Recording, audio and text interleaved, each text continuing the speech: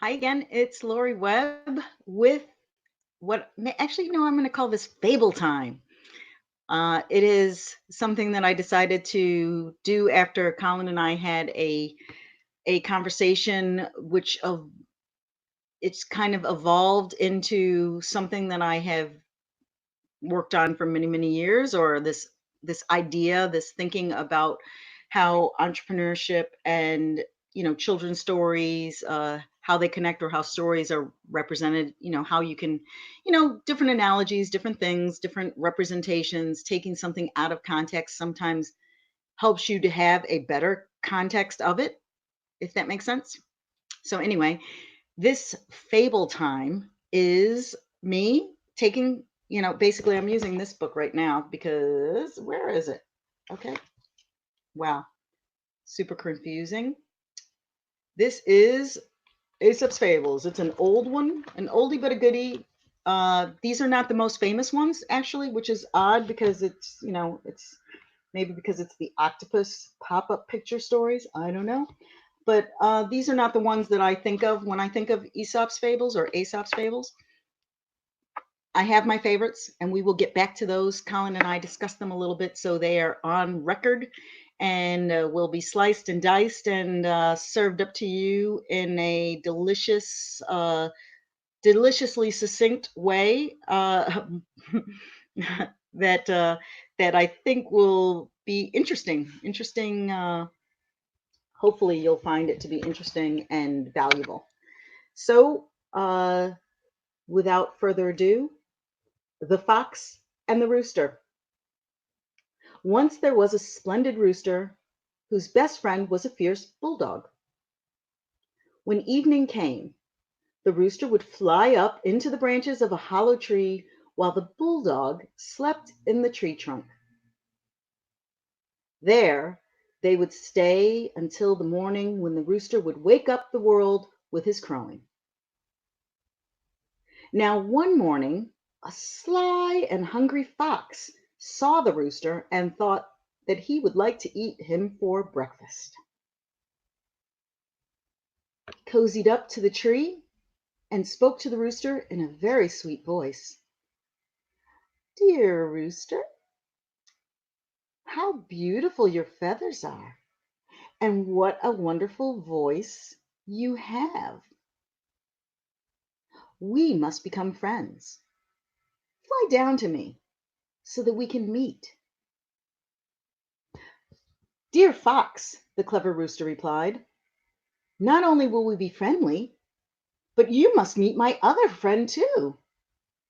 With that, the rooster called to the bulldog, who rushed out of the hollow tree and ate the fox for his breakfast. Hmm. The moral: it is a clever hunter who never gets caught in his own trap, which is a really weird, convoluted expression in truth, right? It is a clever hunter who never gets caught in his own trap. You need to be a clever hunter to not get caught in your own trap. That's, I think, more direct. Anyway, it's time for the breakdown. And the breakdown is: why is this relevant for entrepreneurs? Well, A, you need people to have your back so you don't get eaten, right? So the looking out, you got in terms of the perspective, we're only talking about the crow being the victim in this fable. The bulldog's on the ground, so the crow is at the top. And where I was going with this analogy was that the first thing, that you need a team, you need people who are going to have your back, but there's also a mentor mentee aspect to it, that the crow is sitting in the tree because ultimately the bulldog is the one who is rewarded. The bulldog is the one who gets breakfast. The crow, of course, has his life is saved. So, which could be in entrepreneurial terms, let us say that the purpose, or the this the synergy is: you have the crow. The crow is in the top of the tree. with the perspective, looking at the evaluating the situation and creating the opportunity, right? That's what a mentor does, helping the entrepreneur understand how to navigate their surroundings and their world, and by giving them that elevated perspective. The bulldog in this case is the entrepreneur. Actually, the fox could also be the entrepreneur, but not the entrepreneur we like.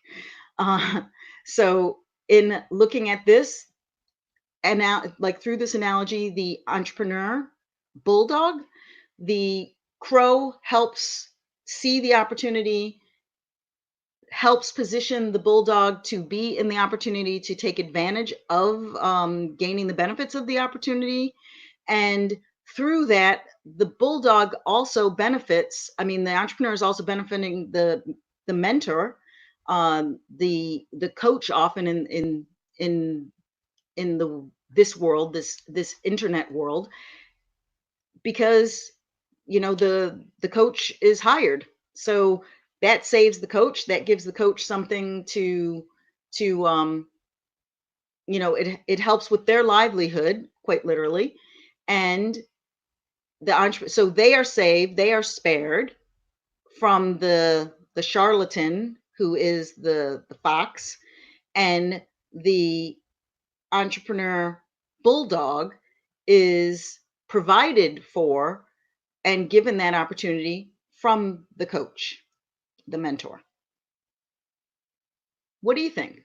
Is that an interesting analysis? Is that one that resonates with you? Can you see how that is, how that works in real time, in the real world, or for you specifically? Addressing the fox, and the moral of the story, which was, and I'm paraphrasing because I didn't like the way that it was written, but that you really need to be clever to outsmart you need to be clever to avoid getting caught in your own trap. And that is also another, like, the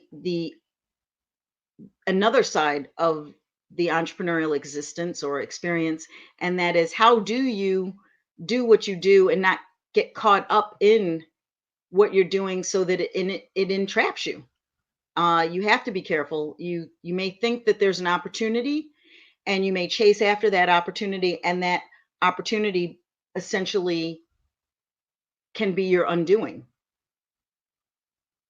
Hmm. So, in this scenario, are you the fox? Are you the bulldog? Or are you the crow? I'd like to know.